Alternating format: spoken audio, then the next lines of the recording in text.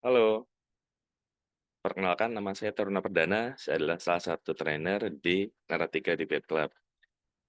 Jadi, pada video kali ini, saya akan mengajak kawan-kawan semua untuk membahas panduan Naratika Debate Club. Bagi teman-teman yang memang sudah pernah mengikuti Naratika Debate Club sebelumnya, apalagi sejak awal tahun sebelumnya, tentu teman-teman udah tahu apa yang akan saya bahas, tetapi nggak apa-apa, video ini bisa dipakai untuk refresh. Dan bagi teman-teman yang baru bergabung di Naratika Debate Club, teman-teman bisa tahu apa sih pembahasan kita, apa sih yang akan kita bahas selama di Nartika Debate Club. Bagaimana teman-teman bisa belajar, bagaimana teman-teman bisa berdebat dengan baik. Jadi akan kita bahas di pertemuan ini.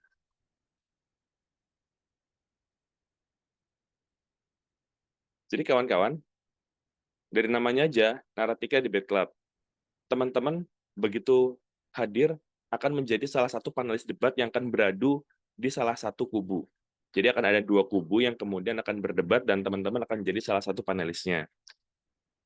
Acara ini diawali dengan setengah jam materi pengayaan dari salah satu pelatih, misalnya saya, dan bisa juga dari pelatih-pelatih yang lain, dan kemudian 1,5 jam kemudian dilanjutkan dengan sesi debat yang di mana teman-teman akan berperan di dalamnya.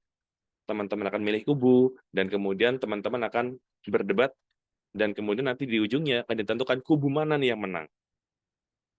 Nah, kita lanjutkan.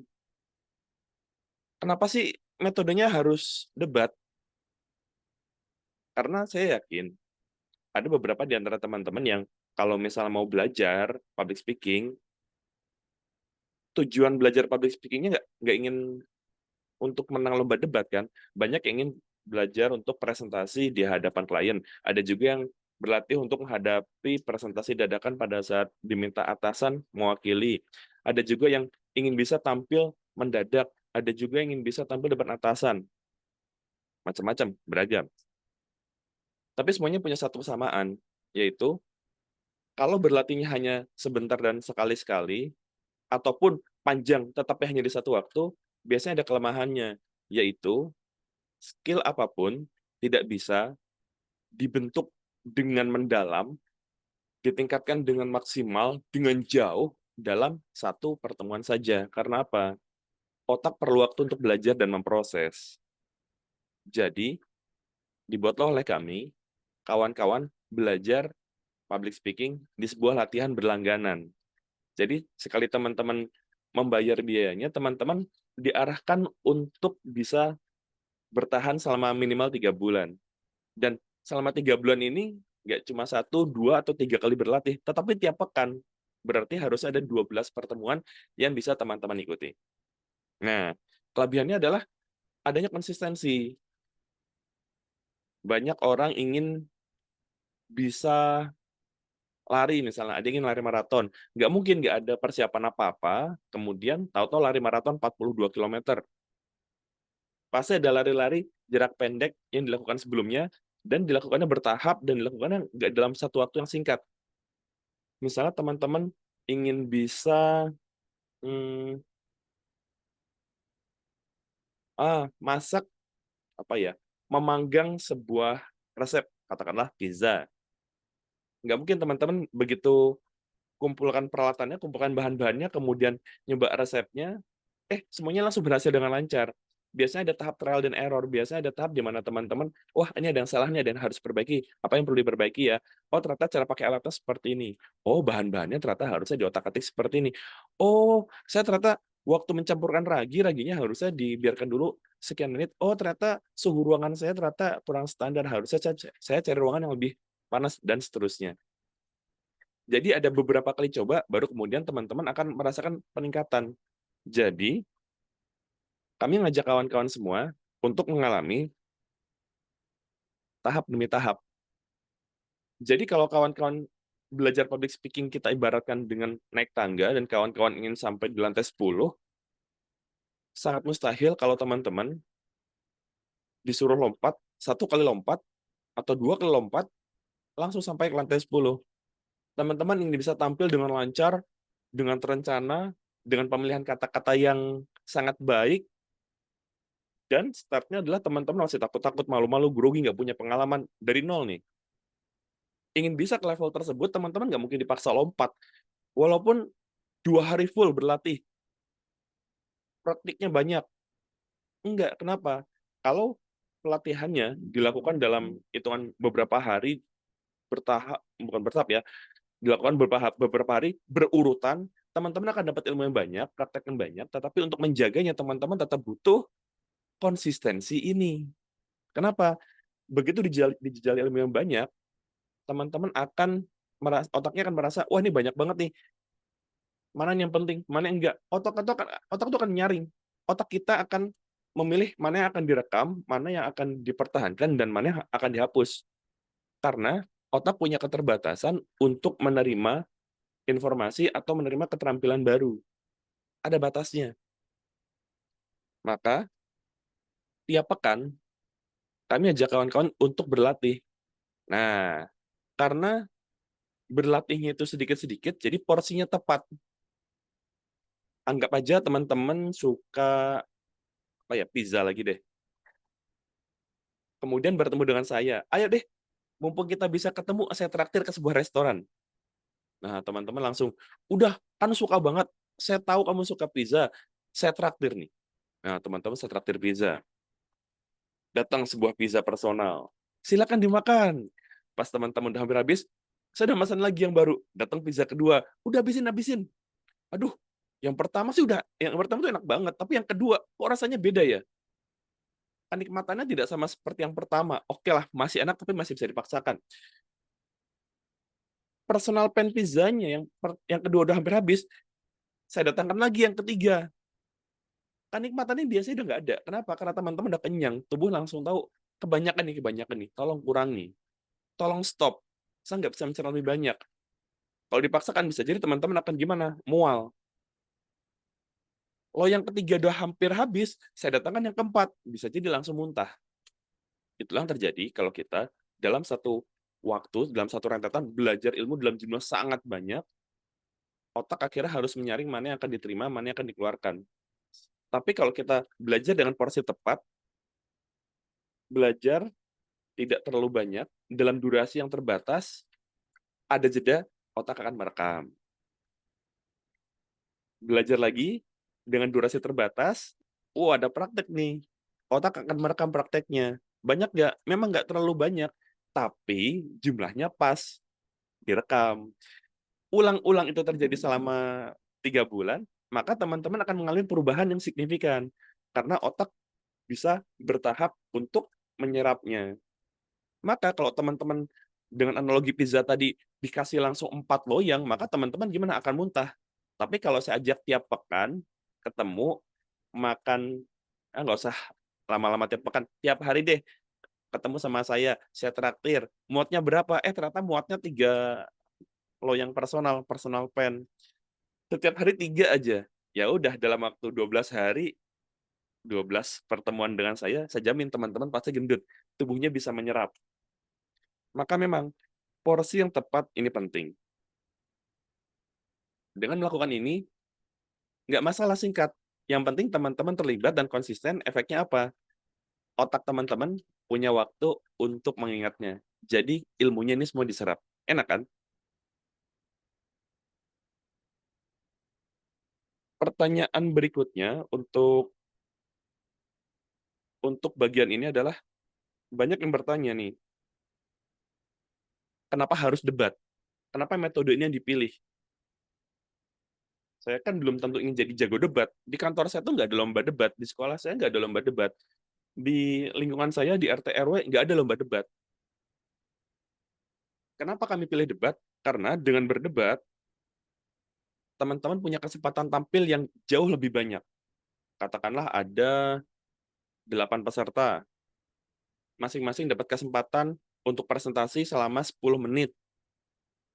Ya sudah 80 menit ya dipakai untuk teman-teman bergantian presentasi, tapi kenyataannya teman-teman hanya tampil satu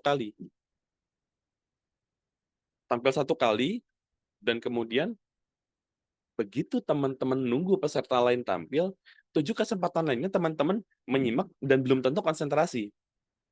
Bisa jadi teman-teman urutan terakhir, begitu yang lain tampil, teman-teman mikir, "Hah, nanti saya tampil gimana? Aduh, slide saya bagaimana?" Nggak konsen. Tapi kalau dengan debat, pergantian kesempatan antar pemainnya, wow, cepat sekali. Durasi bicaranya ada yang 2 menit, ada yang 1 menit, ada yang 1,5 menit. Itu nanti akan diatur moderator, tetapi prakteknya bisa banyak. Dalam satu pertemuan, katakanlah ada 8 peserta. Selama 1,5 jam sesi debat, kan 1/2 jam tadi kan dipakai untuk materi itu, pengayaan. Materi public speaking beragam yang udah kami siapkan. Jadi debatnya hanya 1,5 jam nih. Dan di 1,5 jam, kurang lebih 1 jam hingga 1 jam 15 menit, itu teman-teman gunakan untuk bergantian berdebat. Kalau tiap orang ada kesempatan bicara 2 menit dan kemudian moderator menanggapi dan mengatur acara kurang lebih setengah detik, coba deh 1 jam atau 1,5 jam dibagi 2,5 menit. Banyak nggak tuh? Banyak. Teman-teman bisa ngomong bisa antara 5 sampai 10 kali. Jadi teman-teman tampil dalam durasi yang akhirnya banyak tuh. Tinggal ganti-gantian aja. Dan pada saat teman-teman sedang bicara, teman-teman disimak. Kenapa? Teman-teman yang lain menyimak agar tahu, oh nanti saya membantahnya seperti apa ya. Jadi pas teman-teman bicara, teman-teman disimak, pas teman-teman sedang menyimak atau menunggu giliran tampil, teman-teman juga memperhatikan sekali apa yang kubu lawan bicarakan, karena ingin tahu apa informasi yang disampaikan dan bagaimana saya membantahnya. Jadi kesempatan tampilnya banyak dan bisa dipastikan teman-teman konsentrasinya pun penuh. Nah, selanjutnya, kalau misal teman-teman udah terbiasa dengan kelas debat ini, ada efeknya nih. Kelas ini udah jalan 1,5 tahun. Oke, ada beberapa kelas. Ada kelas pertama yang udah jalan setahun, dan ada kelas yang sudah berjalan 1 tahun kemudian, tapi ada jeda kelas nih. Jadi total sejak Januari 2025 lalu, ini udah berjalan nih. Dan ternyata ada testimoni dari peserta-peserta sebelumnya. Begitu ikutan debat, mereka jadi kuat nih saat diskusi, saat di kantor harus bertukar pendapat. Loh, debat itu sama dengan diskusi ya? Oh enggak, nanti kita bahas tujuannya berbeda. Tetapi pada saat berdiskusi, tetapi sudah terbiasa di kelas debat di NDC ini, teman-teman akan tahu, oh lawan bicara saya ternyata pola pikirnya seperti itu, seperti itu, seperti itu. Kalau ingin saya yakinkan, saya harus ngasih data ini, saya harus ngomongnya seperti ini, saya kemudian ngasih tahu untung ruginya untuk dia apa, sehingga saya bisa mempersuasi dia untuk tertarik menggunakan jalan berpikir saya. Dan jika kemudian dia bisa meyakinkan saya balik, saya langsung tahu, oh iya ya, ternyata dia punya ide atau pendapat yang benar nih. Dan sebaliknya, kalau misalnya saya bisa meyakinkan dia, ternyata idenya Taruna benar juga ya, oke deh saya pakai deh. Dalam diskusi nggak ada menang kalah, tapi kalau teman-teman terbiasa dengan debat, teman-teman akan terbiasa untuk, "Sebentar sebentar, ini sudut pandang saya, coba dengar dulu, nanti kita cari titik tengahnya di mana." Jadi berani untuk mengeluarkan isi pikiran sendiri, dan juga tahu, "Oh, kalau lawan diskusi saya tuh sebenarnya ada hal yang kurang lengkap dalam pertimbangannya, yang mana nih, celahnya yang mana nih?" Akhirnya gimana? Diskusi di tempat kerjanya lebih berjalan lancar, dan peserta yang ikutin NDC ini ternyata di tempat kerjanya jadi bisa lebih terlibat dalam diskusi-diskusi di kantor. Asik kan? Dan ada yang tidak sempat kami kira, ternyata ada juga alumni yang begitu menghadapi kawan kerja yang toksik, ada proses manipulasi, dia lebih sadar, ini kan proses untuk memanipulasi emosi saya, ini kan proses untuk ngotak-atik data, ini kan ada bagian yang disembunyikan. Dia jadi tahu, oh ini sedang dimanipulasi nih, ini nggak bener dia nih. Akhirnya gimana? Nggak gampang langsung mengiyakan. Oh dulu, jadi gini, dia cerita, dulu tuh kalau saya ada rekan kerja yang, aduh mulai neko-neko aneh-aneh, ini sebenarnya sebenarnya ada yang nggak bener. Tapi gimana ya, saya nggak tahu celahnya di mana, dan saya nggak tahu kalau saya sedang dimanipulasi, karena saya biasanya, "Ya deh, ya bener aja, heeh heeh." Saya nggak bisa ngebantahnya. Nah, setelah ikutan NDC kurang lebih beberapa bulan, dia langsung sadar, ini kan dia ada cacat logika di bagian ini, di bagian itu. Saya bisa nih ngomong baliknya, "Oh enggak, kamu harusnya nggak seperti ini, nggak seperti itu. Kamu nanti kalau misalnya harus nggak masuk kerja, harus absen, harusnya pakai pencatatan yang tercatat di HR, bukan cuma izin ke atasan karena bla bla bla bla bla bla." Jadi dia menghadapi temannya yang seringkali menghilang dari kantor, tapi di absensi perusahaan tuh catatannya penuh. Dan dia meyakinkan kalau, wah dia sedang ada izin keluarga ini, ada izin itu, izin ada keadaan darurat ini, keadaan darurat itu, jadi izin ke atasan. Tapi kinerjanya jadi nggak bagus. Sebelumnya, "Oh jelek, kasihan aja, udah dah, iya nggak apa-apa deh, udah deh, nggak usah diributin." Tapi begitu ikutan di debate club ini dia tahu, "Oh, saya tahu nih cara oh saya tahu gimana caranya biar kami nggak membiarkan kebiasaan nggak bagus ini." Sampai akhirnya temennya tadi jadi nggak bisa bolos sembarangan tanpa izin ke HR. Semua dimulai dari mana? Dimulai dari peka mendengarkan argumen orang-orang di sekitar kita, kemudian tahu, "Oh, ini oke-nya di mana? Ini celahnya di mana? Oh, yang bisa saya terima apa? Oh, yang harus mereka tahu apa aja." Jadi keberanian untuk membahas sesuatu dan ketelitian untuk mencari celah juga bisa dipakai untuk mencegah diri teman-teman dimanipulasi. Nah, kita lanjutkan lagi, bagian kedua. Nah, di bagian kedua kita akan bahas tentang gimana sih caranya kita bisa berdebat dengan tepat.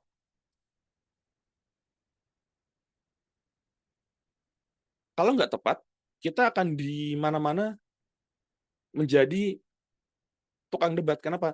Di tiap kesempatan kita menjadi inginnya menang kalah. Jadi kita perlu tahu kapan kita menggunakan cara yang berdebat, kapan berdiskusi. Loh apa bedanya? Bukannya sama aja ya? Oh enggak, beda. Di bagian ini saya akan membantu teman-teman untuk paham kapan harus berdebat dan sebenarnya tujuan debat itu apa. Yang pertama, kalau ditanya kapan harus berdebat, maka jawabannya adalah kawan-kawan semua bisa berdebat jika forumnya adalah forum debat. Pada saat ada dua kubu dipanggil untuk beradu pendapat dan kemudian teman-teman menjadi salah satunya. Karena tujuannya beradu pendapat, maka tujuannya berbeda. Kalau di diskusi, kita berusaha agar kita paham sudut pandang lawan bicara, dan lawan bicara paham sudut pandang kita. Kemudian dengan informasi yang sudah sama-sama dimiliki, informasi yang sudah lebih lengkap, gimana nih? Kita cari titik tengah, kita ada komprominya nggak? Atau kita cari tahu mana nih yang paling benar, mana nih yang paling akurat. Yuk, kita sepakati bareng-bareng. Nyari kesepakatan. Tapi kalau di forum debat, kita nggak nyari sepakat. Jadi tujuan debat itu adalah menang. Kalau diskusi, kita nyari benar salahnya, kita cari titik tengahnya, bukan atau ya. Jadi ada diskusi yang kemudian setelah sepakat langsung tahu, oh benar salahnya yang mana. Oke, yang benar ini kita sepakati. Atau ada yang dua-duanya sama-sama benar, kemudian cari titik tengahnya di mana membentuk kesepakatan. Kalau di debat, ini urusannya menang kalah. Gimana caranya kubu saya atau sudut pandang saya yang menang yang dipilih. Jadi memang mentalnya tuh ingin menang. Loh mas, kalau bukan urusan benar salah berarti nggak apa-apa dong. Ngasih sesuatu yang salah berbohong nggak apa-apa dong. Secara etika, nggak boleh. Harusnya tetap jujur. Walaupun kami akan mengakui ada orang-orang yang pada saat berdebat memanipulasi data dan segala macam, akhirnya menang juga bisa tetap. Tapi di NDC, di Narratika Debate Club, kita ajak kawan-kawan untuk gunakan cara yang jujur, gunakan data yang benar, tapi tetap bisa menang debat. Jadi, pada saat kawan-kawan sedang berdebat, kawan-kawan berusaha menang atas lawan. Nah, uniknya adalah kawan-kawan sebenarnya nggak berusaha mengubah pikiran lawan. Lawan di forum debat, lawan pasti tidak akan sepakat dengan teman-teman. Contohlah lomba debat, nggak mungkin lawan akan bilang, "Oh ya ya, pendapat kamu benar juga, oke saya sepakat." Enggak. Tugas tiap kubu adalah bukan menerima atau berubah pikiran. Tujuannya adalah ngasih tahu sudut pandang kubunya sendiri dengan kuat. Karena memenangkannya di mana? Bukan di hadapan lawan, bukan buat kubu lawan menjadi, "Ya deh, menerima berubah pikiran." Enggak, itu nggak akan terjadi. Karena tujuannya adalah memenangkan audiens. Jadi pada saat kawan-kawan sedang berdebat, kawan-kawan harus menangkan si audiensnya. Katakanlah kawan-kawan sedang berdebat mengenai apakah perlu perusahaan kawan-kawan berinvestasi di kendaraan logistik baru, apakah perlu beli truk baru atau truk yang lama direvitalisasi nih. Teman-teman lebih milih untuk udah beli aja. Tapi ada satu kawan yang enggak, kita mending penghematan, kita mending revitalisasi. Pas teman-teman berdebat, teman-teman bukan sedang meyakinkan dia untuk berubah pikiran. Teman-teman sedang berusaha membuat audiensnya jadi setuju dengan teman-teman. Loh, audiensnya bukannya lawan? Bukan. Maka pada saat debat apakah perlu beli kendaraan baru atau revitalisasi, pasti ada kubu yang menyimak. Biasanya perdebatan ini terjadi di hadapan siapa? Atasan, pimpinan. Mereka perlu buat keputusan, mereka lagi nyari data, mereka nyari sudut pandang dari dua sisi dan kemudian plus minusnya apa aja dan mereka akan memutuskan. Tugas kawan-kawan adalah memberikan data dan fakta dan juga penekanan emosional supaya sang atasan ini terpengaruh dengan kubunya Anda. Saya akan berusaha meyakinkan bahwa udah beli aja yang baru dan saya akan menang jika atasan memutuskan untuk apa? Beli kendaraan baru. Itulah kenapa menang debat ditentukan bukan dari sikap kubu lawan bicara, tapi ditentukan oleh sikap audiens, apa yang dia pilih. Dia lebih condong kemana. Contohnya, apalagi debat calon presiden dan wakil presiden. Begitu mereka berdebat yang kita tonton di TV itu ya, mereka nggak berusaha untuk membuat lawan bicaranya paslon lain menjadi, "Oh ya sepakat juga, bener tuh, oke saya akan dukung Anda." Enggak. Mereka sedang berusaha meyakinkan Anda, meyakinkan teman-teman pemilih untuk nanti pas di bilik pemilihan suara, memilih mereka. Kawan-kawan jadi audiensnya. Itu contoh yang lainnya. Nah, berikutnya, kalau misalnya kita berusaha menang, lalu apa yang bisa saya lakukan supaya bisa menang? Nah, kita harus kenal audiensnya. Karena kemenangan kawan-kawan ditentukan oleh nanti pilihannya audiens, maka kawan-kawan harus bisa membuat audiens memilih teman-teman. Dan itu hanya bisa terjadi jika teman-teman menyampaikan segala sesuatu yang relevan bagi mereka, yang cocok bagi mereka, dan bisa menggerakkan mereka. Audiensnya pendidikan tinggi nih. Oke, saya bisa menggunakan bahasa-bahasa yang teknis. Bahasa-bahasa yang akademis, sorry. Oh, atasan nih, pendidikannya tinggi, tapi latar belakangnya ternyata keuangan. Kita gunakan istilah-istilah keuangan. Oh, atasan saya ini ternyata latar belakangnya banyak kan latar belakang teknik. Oh, boleh nih kita pakai istilah-istilah teknik, istilah-istilah teknologi-teknologi yang terbaru. Boleh banget. Oh, kita lagi berdebat, tapi audiensnya ternyata pimpinan serikat karyawan. Rata-rata pendidikannya SMA. Tapi pas pimpinan-pimpinan ini setengahnya terbagi, ada yang pendidikan terakhirnya SMA, ada yang S1. Nah, berarti bahasanya harus juga bisa dipahami oleh audiens yang lulusan SMA ini. Jadi pada saat nanti teman-teman akan berdebat, setelah diberikan tema, setelah teman-teman milih kubu, nanti akan diberitahu, "Ini loh audiensnya." Nah, teman-teman jadi tahu audiensnya siapa, sambil juga dipikirkan, ini dengan audiens ini mereka sifatnya seperti apa? Apa yang penting bagi mereka? Oh, kalau misalnya audiens anggota dewan, anggota dewan itu seperti apa? Bentar dulu, audiensnya anggota dewan, tapi ada yang debat terbuka, ada yang debat di situasi tertutup, jadi nggak diketahui masyarakat umum. Sifatnya bisa berubah nih audiensnya, dan teman-teman harus menyesuaikan. Jadi jangan sampai kita berdebat, tapi sudut pandangnya sudut pandang diri kita sendiri. Oke, kita paham, tapi audiens belum tentu paham dengan cara penyampaian atau pilihan kata-kata yang cocoknya sebenarnya dengan Anda, bukan dengan audiensnya. Jadi cek ya, siapa audiensnya, sifatnya seperti apa, sesuaikan. Jadi gaya bicara Anda yang sehari-hari digunakan, diubah-ubah dikit supaya sesuai dengan siapa audiensnya. Sekarang kita masuk tahap 3. Lalu Mas Aruna, gimana caranya saya pada saat berdebat nanti bisa lebih maksimal. Gimana caranya saya pada saat nanti di sesi debat, saya bisa menang. Nah, kita akan bahas tentang caranya, apa yang harus teman-teman sampaikan, lalu tekniknya apa aja.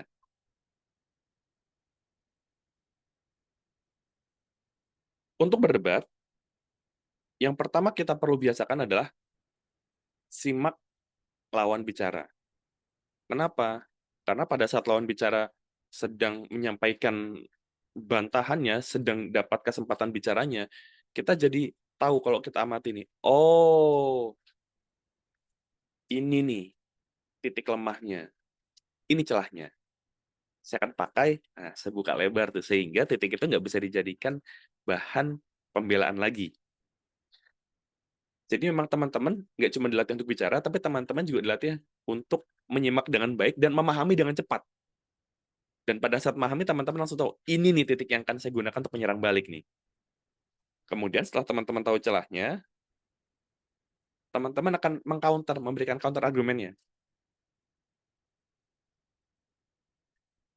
Oke, celahnya ini, saya susun counter argumennya, saya sampaikan supaya apa yang tadi disampaikan oleh lawan bicara saya akhirnya tidak relevan lagi. Dan membuat audiens lebih condong atau lebih cenderung untuk memilih saya. Dan kalau dilakukan berkali-kali dan berhasil, bukan cuma cenderung lagi, audiens jadi memihak ke saya. Nah, sekarang ada yang perlu ditambahkan. Yang ditambahkan adalah unsur emosional. Bukannya debat itu urusan data dan fakta ya? Oh, itu hanya sebagian.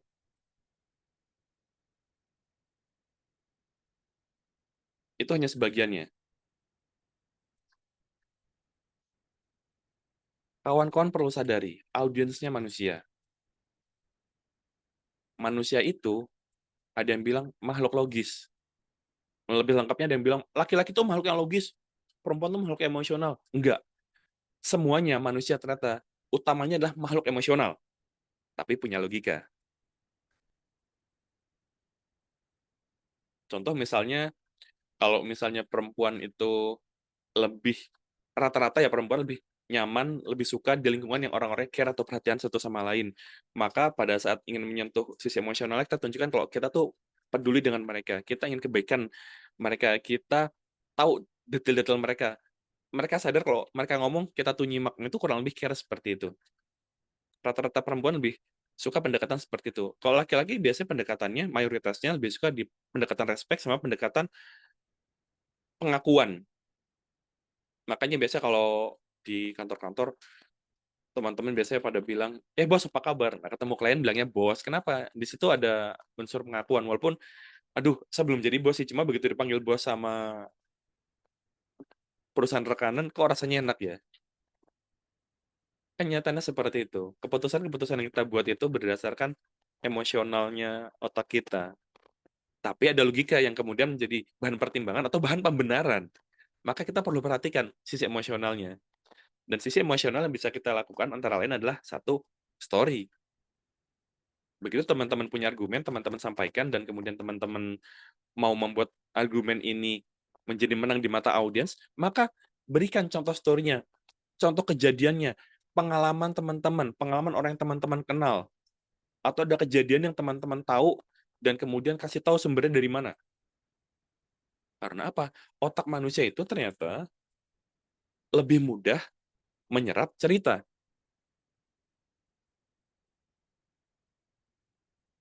Bapak Ibu, berhentilah merokok, misalnya. Bagi orang-orang yang selama ini begitu stres, kemudian leganya cuma ada rokok, ya susah untuk berhenti. Kenapa? Rokok itu punya manfaat emosional yang besar bagi mereka. Pas dihisap lega, pas nikotinnya langsung rushing atau kena ke otak, ada perasaan happy-nya juga. Itu kan emosional. Tapi pada saat kita pas menyampaikan, berhentilah merokok.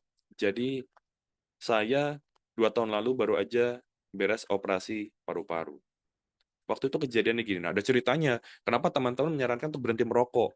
Kemudian disampaikan juga, udah cek belum kondisi paru-paru teman-teman? Jangan-jangan teman-teman itu harus operasi paru seperti saya. Udah pernah cek belum? Dah kawan-kawan seperti apa? Saya udah cek semua. Dan saya nggak ingin semuanya terjadi ke kawan-kawan semua. Wah, story-nya tuh kuat tuh. Dulu saya gimana, kemudian saya gimana, kemudian gimana. gunakan story. Dan ada 3 level story, pengalaman pribadi, pengalaman orang yang teman-teman kenal langsung, om sendiri, teman sendiri, bapak ibu, adik kakak, rekan kerja, pokoknya orangnya teman-teman kenal langsung. Atau cerita yang umum, dapatnya dari internet, atau dapatnya dari ceritanya cerita. Ceritanya siapa. Nah, jadi ini siapa nih orang yang mengalami? Kita nggak kenal. Jadi misalnya temennya teman masih bisa lah, tapi kalau temennya temen, temennya om, nah itu panjang tuh, itu level yang ketiga. Lebih kuat memang pengalaman pribadi, tapi kalau misalnya teman-teman bisa milih yang relevan dan pas, cerita yang umum juga masih kuat ke efeknya. Usahakan ada ceritanya. Alternatif kedua, teman-teman buat ceritanya. Itu yang kita sebut dengan skenario. Jadi yang teman-teman lakukan adalah buat pengandaian. Jadi kawan-kawan, kenapa saya memilih untuk menyisihkan anggaran kita 50% untuk ditahan? Katakanlah gini, kita tahu kalau situasi lagi nggak menentu, Iran sedang diserang Amerika dan Israel, dan kemudian sekarang minyak berdatangan terus-terusan. Yang jadi masalah adalah minyak yang sampai sekarang itu yang dikirim kapan? Tanker itu geraknya pelan. Begitu tanker-tanker minyak tidak sampai lagi di negara kita, wah, harga akan berubah drastis. Itu skenario. Apa yang terjadi nanti? Nanti yang terjadi adalah akan ada perubahan harga minyak. Yang jelas akan naik. Naiknya saya belum bisa prediksi, cuma diprediksi saya sekitar 5%, dan 5% dalam 1 minggu pertama ya. Dan nanti efeknya di bahan baku kita adalah bla bla bla bla. Belum terjadi, tapi ini prediksi teman-teman, itu namanya skenario. Bisa gunakan cara seperti itu. Oh, skenario berarti mengada-ngada ya? Bukan mengada-ngada. Bilang aja prediksi. Karena memang menebak-nebak, tapi nebak-nebaknya berdasarkan data. Dan bisa diprediksi kira-kira tingkat kejadiannya berapa persen. Itu skenario. Buat audiens sadar skenarionya apa. Yang ketiga, teman-teman bisa buat analogi. Bapak Ibu, kita itu perlu melatih bawahan, terutama kepala-kepala cabang, untuk bisa membuat keputusan sendiri dengan cepat dan buat kebijakan cabang sambil menunggu respon dari pusat harusnya seperti apa. Jangan lama nunggu. Kenapa? Kita perusahaan besar, dan perusahaan besar tuh makin besar, geraknya makin lambat. Kayak dinosaurus, makin besar, tapi juga geraknya makin lambat. Paus, besar dan lambat. Gajah, besar dan lambat. Iya memang kuat. Iya memang nggak ada yang mudah memangsa. Iya memang nggak mudah dibunuh. Tidak mudah diusir. Tetapi geraknya lambat. Di masa-masa kita perlu bergerak cepat, kita jangan sampai cuma sekedar besar. Kita perlu memperkuat kecepatan kita, menambah kemampuan kita untuk bertindak dengan cepat. Maka janganlah jadi dinosaurus. Contoh analogi kayak gitu. Lalu apa lagi? Selain menggunakan cerita, selain menggunakan analogi, selain menggunakan skenario, jangan lupa yang mempengaruhi emosi, salah satunya adalah nada. Jadi pada saat menyampaikan, jangan sampai nadanya datar. Jadi Bapak Ibu, dengan data ini, kita harusnya paham bahwa dalam waktu singkat, kita akan bisa mendapatkan ketidakpastian besar, sehingga jangan datar kayak gitu. Bapak Ibu, berdasarkan data yang saya punya ini, kita yang sekarang ini sudah mengalami kondisi yang tidak menentu, akan mengalami ketidakmenentuan yang lebih besar lagi.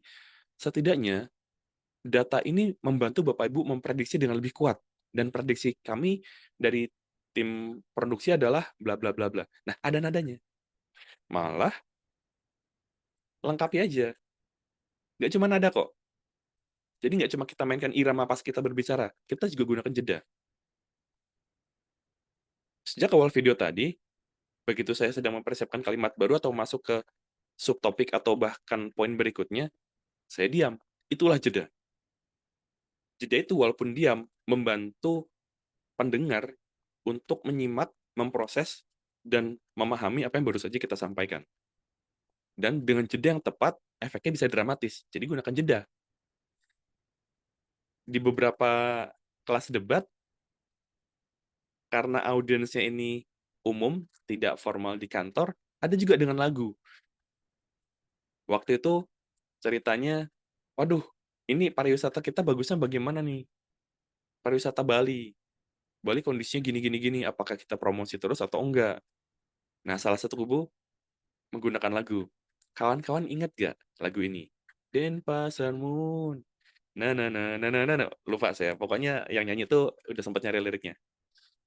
Oh, saya yakin teman-teman pada tahu lagu itu tuh, Denpasar Moon. Dan itu lagu yang terkenal ke seluruh dunia. Kenapa? Begitu nyebut kata Denpasar, orang-orang pada tahu. Orang-orang sedunia pada tahu. Karena orang-orang dunia taunya Bali, Denpasar, bukan Indonesia. Dan itu terjadi karena promosi kita tuh udah gencar. Orang-orang dunia udah pada tahu Bali. Jadi nggak usah promosi habis-habisan dulu. Sekarang saatnya anggarannya bukan untuk promosi, tetapi anggarannya untuk membenahi apa yang terjadi di Bali supaya bla bla bla bla bla. Bisa lo dengan lagu. Lalu apalagi? Kalau kawan-kawan bisa sambil menggunakan jokes atau bercandaan, juga silakan. Jokes polanya adalah nggak terprediksi, jadi orang-orang ngiranya sampai ke titik tertentu, di ujung ada yang namanya punchline, teman-teman belok. Siapa yang pakai jokes ya? Ini termasuk jarang. Tapi kalau teman-teman bisa melakukan ini, audiensnya itu bisa ketawa bareng. Audiensnya. Kubu lawan kan yang biasa sedang diketawain. Biasanya mereka nggak akan ketawa bareng. Oh, ini sering juga di kayak, apa namanya, debat-debat yang biasanya ngajak Rocky Gerung, jadi ada yang diketawakan biasanya tuh. Biasanya pemerintah. Dan itu menghibur audiens siapa? Audiensnya kita. Tapi memang nggak asik bagi kubu yang sedang dijadikan bahan pembicaraannya atau bahan bercandaannya. Tapi nggak apa-apa, kita kan bukan sedang berdiskusi, kita kan sedang berdebat. Kita menangkan audiensnya, bukan lawan debat kita. Lalu jangan lupa, ekspresi teman-teman berpengaruh. Jadi, mainkan bagaimana cara teman-teman menatap, gimana cara teman-teman menyampaikan ekspresinya, gimana teman-teman menggebu-gebu atau berapi-api dengan topik ini, atau bagaimana teman-teman bisa memperlihatkan kalau teman-teman tenang walaupun sedang didesak, sedang disentil, sedang diserang pribadinya teman-teman, itu berpengaruh ke audiens. Maka untuk memenangkan ekspresi ini pastikan pastikan on cam. Di NDC nggak ada kewajiban teman-teman untuk on cam, apalagi kalau misalnya lagi nyetir, misalnya lagi gangguan jaringan, misalnya lagi ada gangguan kamera, ya sudah, itu memang hal yang di luar kendali teman-teman. Tetapi, pada saat kamera atau jaringan nggak ada gangguan, usahakan kawan-kawan semua nyalakan kameranya, karena ekspresinya akan diserap oleh audiens juga. Maka kalau teman-teman ingin belajar lebih maksimal, latih ekspresinya, nyalakan kameranya.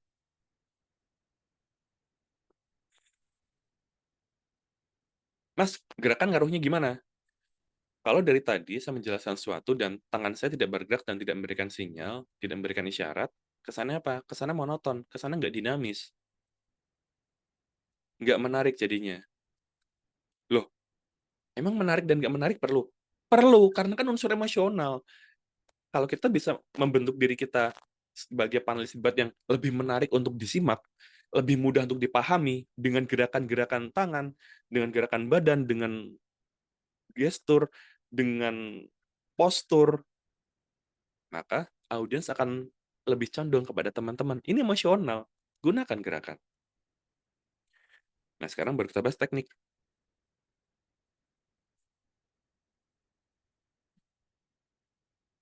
Kalau tadi urusan emosional murni, kalau sekarang adalah teknik counter argument yang kalau teman-teman gunakan, nggak cuma membuat logika audiens lebih setuju dengan pendapat teman-teman, tetapi juga begitu digunakan dengan maksimal, secara emosional audiens juga ngerasa, ini orang yang benar, ini pihak yang tepat. Teknik apa aja yang bisa teman-teman gunakan? Banyak. Pertama, gunakan profil. Ini paling simpel. Jadi pada saat di NDC, teman-teman buat profil aja. Perkenalkan, saya adalah salah satu anggota dari Asosiasi Teknisi Indonesia, dan sebagai perwakilan Asosiasi Teknisi Indonesia, saya menyampaikan bahwa bla bla bla bla. Asosiasi teknisi. Berarti teman-teman mewakili sesuatu yang lebih besar. Lebih banyak orang dengan keahlian yang lebih spesifik. Kawan-kawan saya di sini datang sebagai perwakilan para dokter. Wah, perwakilan para dokter. Berarti nggak cuma dokter, tapi dokter-dokter yang lain tuh langsung dianggap setuju dan berada di belakangnya teman-teman semua. Itulah kenapa gunakan profil. Dan lebih kuat lagi kalau profilnya teman-teman mewakili siapa, mewakili profesi apa, organisasi apa. Jadi teman-teman tuh lebih terlihat didukung oleh banyak orang. Gunakan profil ini. Karena sebelum-sebelumnya di kelas banyak yang masih menggunakan, menurut pendapat saya, jangan saya, entar ke sana pendapat pribadi, ke sana pendapat satu orang aja. Siapa nih yang teman-teman wakili? Buat lebih banyak, buat seakan-akan yang ada di belakang teman-teman tuh banyak, social proof-nya tuh banyak. Karena audiens bakal ngeliat, oh ini yang setuju sama dia banyak nih, yang pro sama dia banyak. Pasti dia ngomongnya nggak main-main. Nah, langsung terpengaruh kan emosinya. Terus, reframing. Buat bingkai yang tepat. Misalnya, yang tadi nih, apakah perlu beli kendaraan baru atau enggak? Kalau reframing-nya yang mau beli kendaraan baru, diubah. Bapak Ibu, kendaraan baru ini, banyak yang ngira ini adalah pembelian yang tujuannya hanya untuk performa aja. Nanti kendaraan baru kan lebih kuat, lebih cepat, dan lain-lain. Tapi enggak juga, kendaraan baru biasa lebih mengkilap. Dan sebagus-bagusnya kendaraan lama di refurbish atau di revitalisasi, tetap bisa ketahuan dari suaranya, dari bentuk yang nggak seragam. Misalnya kelihatan nih, casing depan si truknya nih, kabin depannya dengan baknya atau dengan boxnya tuh sepertinya beda umur. Nanti ketahuan, dan disitulah gengsi perusahaan kita dipertaruhkan. Oh, ini ternyata urusan gengsi nih. Padahal bisa aja teman-teman ngambil sudut pandang, ini sebenarnya investasi. Karena kalau pengantaran barang lebih lancar akan bla bla bla bla. Bisa juga. Jadi dari satu hal teman-teman bisa mengarahkan, yuk kita fokus ke gengsinya perusahaan, yuk kita fokus ke keuangan perusahaan, yuk kita fokus ke seberapa banyak produktivitas, macam-macam. Atur sudut pandangnya mau mana nih? Apakah teman-teman orang yang peduli ke satu hal atau ke hal yang lain? Tapi sesuaikan sudut pandang mana yang cocok ke audiensnya. Jangan lupa gunakan data. Data urusannya apa? Logis, ya betul. Dan inilah sisi logisnya. Kalau teman-teman punya data, penelitian dari mana, teman-teman statistik perusahaan kita tahun lalu adalah bla bla bla bla. Bapak Ibu amati aja di ruangan Bapak Ibu dari entah 5 atau 10 orang atau 20 orang dari ruangan atau yang bisa ditemui selama satu hari berada di kantor. Berapa sih orang-orang yang merokok? Nah, misalnya kalau mau bahas tentang kesehatan di kantor, cari datanya. Terus, teman-teman juga bisa nih ubah sudut pandang. Ubah sudut pandang itu yang mirip dengan reframing. Bedanya, datanya sama, melihatnya dari sudut pandang yang berbeda. Misalnya ada pembahasan tentang cicilan. Apakah cicilan ini alat atau cicilan ini cekikan? Nah, kalau membahas sebagai alat, bisa ngubah nih sudut pandangnya. Bapak Ibu, Bapak Ibu nggak akan pernah bisa punya rumah jika belinya harus dengan tunai. Karena yang bisa beli tunai itu paling hanya 2-3% dari total penduduk. Dan dengan kondisi ekonomi sekarang, kemungkinan besar malah lebih rendah. Cicilan itu adalah alat bantu membuat kita dari sekarang bisa hidup sejahtera, walaupun ekonominya belum mampu untuk membeli kebutuhan-kebutuhan utama kita. Ubah sudut pandangnya, kasih penjelasannya. Lalu apa lagi? Gunakan balik. Ah, gunakan balik itu apa? Lawan misalnya menggunakan analogi. Gunakan analoginya lagi. Misalnya, ada yang menggunakan analogi kapal waktu itu. Lupa kalau nggak salah tentang perusahaan dianalogikan sebagai kapal. Perusahaan deh kalau nggak salah. Bapak Ibu, kita tuh ibarat kapal, tapi kemudian ada kebocoran. Kebocorannya kebocoran kecil. Tapi kalau dibiarkan aja, ya tenggelam juga. Akhirnya gimana? Kita perlu aktif memompa airnya keluar. Jangan sampai kebocoran-kebocoran finansial ini membuat kita tenggelam. Nah, pas teman-teman jadi kubu lawan, gunakan analogi kapal juga. Jadi gunakan balik. Bapak Ibu, kalau memang ada kebocoran, yang kalau tetap dipakai berlayar di kapal kita dan kemudian tetap juga akan tenggelam kalau nggak diapa-apain, artinya kebocorannya udah parah. Lebih baik jangan berlayar, lebih baik berlabuh dulu ke dry dock-nya dulu, ke galangan kapalnya dulu. Benerin dulu itu bocornya, lalu lanjut. Membenahi kebocoran finansial itu nggak bisa sambil jalan. Kita harus sempat berhenti dulu, karena ada hal-hal yang harus diubah dari sistemnya. Karena kalau dipaksakan, satu kapal semua tenggelam. Bukan cuma perusahaan berhenti berproduksi dan kemudian rugi. Perusahaan kita hancur, bangkrut, dan semuanya kena. Nah, gunakan analogi kapalnya. Lawan menggunakan data apa? Gunakan lagi datanya. Lawan bertanya mengambil satu sisi, gunakan sisi itu untuk datanya balik. Jadi apapun yang lawan lakukan, ada yang bisa saya gunakan balik nggak ya? Gunakan aja. Jadi nggak perlu sampai terlalu banyak mikir, aduh berikutnya saya menggunakan teknik apa, cara apa. Pakai yang digunakan lawan aja. Berikutnya, berikan label atau sifat positif ke dalam diri. Bapak Ibu, sebagai orang yang peduli masa depan perusahaan, kami khawatir jika bla bla bla bla langsung kasih label positif diri tadi itu. Oh, peduli sama masa depan perusahaan. Ngaruh nggak tuh? Ngaruh. Pakai dengan rutin. Dan di saat yang sama, kasih label negatif ke lawan. Membeli truk, membeli alat transportasi logistik yang baru dan beserta seluruh perlengkapannya, dolly dan lain-lainnya, itu tuh keputusan yang dibuat dengan terburu-buru. Saat ini masih ada uang yang bisa kita tahan karena Pak, kita perlu nambah datanya dulu. Jadi jangan langsung cepat-cepat beli kendaraan. Kita coba dulu satu kendaraan, bagusnya kita apakan. Karena Bapak Ibu nggak mau jadi orang yang juga sama-sama terburu-buru kan? Nah, kasih tahu, lawan tuh terburu-buru loh. Bapak Ibu semua audiens yang sedang berusaha kita menangkan ya, Bapak Ibu nggak mau jadi orang terburu-buru juga kan? Kasih label negatif. Lalu apa lagi? Gunakan slogan.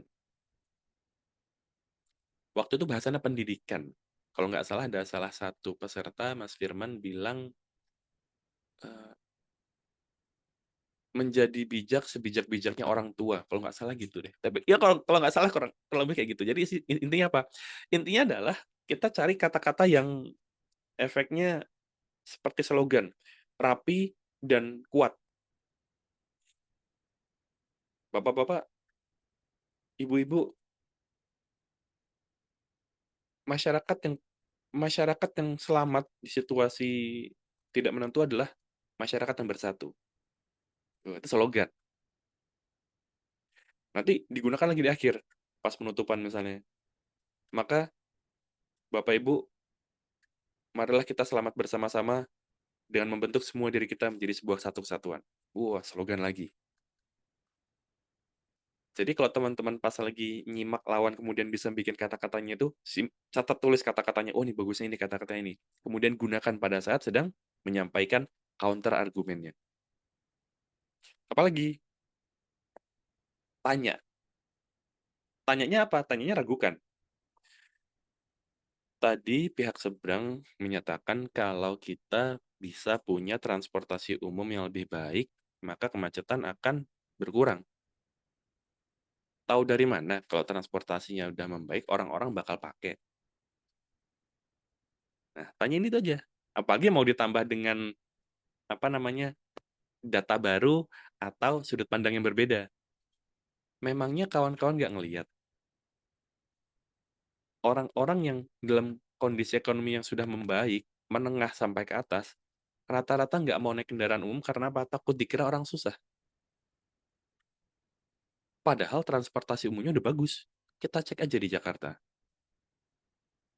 Maka jika kita mau menginvestasikan banyak, kepake nggak? Nah, tuh contoh bertanya tuh. Nah, ini yang seru nih. Ad hominem. Ad hominem itu serang orangnya, bukan argumennya. Jadi ngejek orangnya, Mas, sah nggak? Hmm, sah-sah aja. Tujuannya apa? Ad hominem itu membentuk profil yang buruk di hadapan audiens. Jadi, oh iya juga ya, jadi kubu yang itu tuh orangnya kayak gini. Dan yang kedua, membuat kubu lawan panas karena ngerasa diejek. Bapak Ibu, emangnya Bapak Ibu mau membuat keputusan yang disampaikan, keputusan berdasarkan argumen yang disampaikan orang yang baru kerja setengah tahun di perusahaan kita? Bapak Ibu udah kerja di sini berapa lama? Ada yang 20, ada yang 30 tahun. Yang lebih tahu kan Bapak Ibu. Nah, kita langsung kasih label. Dia tuh nggak tahu, dia tuh nggak lebih tahu daripada Bapak Ibu. Nyentuh egonya. Benar atau salah? Ya, bisa benar, bisa salah. Bisa jadi dia benar. Ada data yang dia tahu selama setengah tahun di perusahaan, dia dapat data kunci misalnya, dapat kejadian kunci. Bisa aja. Jadi bisa aja ada dominan tuh salah, tapi bisa juga benar. Yang penting adalah apa? Bukan benar salahnya perilaku si lawannya, label yang kita kasih di lawan, tetapi kita buat lawan kepanasan atau enggak, jadi nggak fokus ke argumen utamanya, malah sibuk membela dirinya, membela profilnya, dan audiens juga ngerasa, oh iya ya, bener juga. Tapi ad hominem juga bisa dibalas balik dengan profil lagi.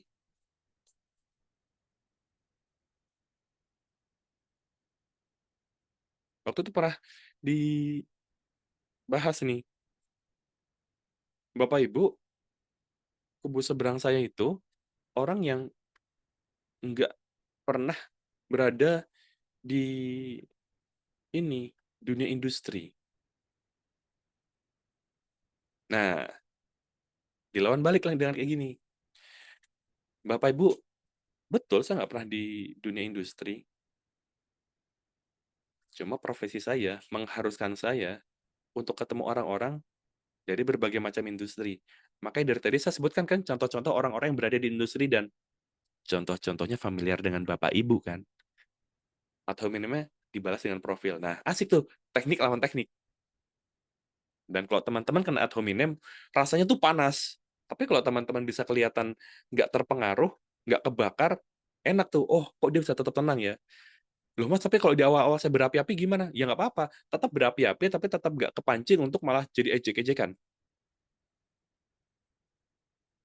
Ad hominem. Yang terakhir, ajak audiens untuk bertindak. Biasanya di penutupan.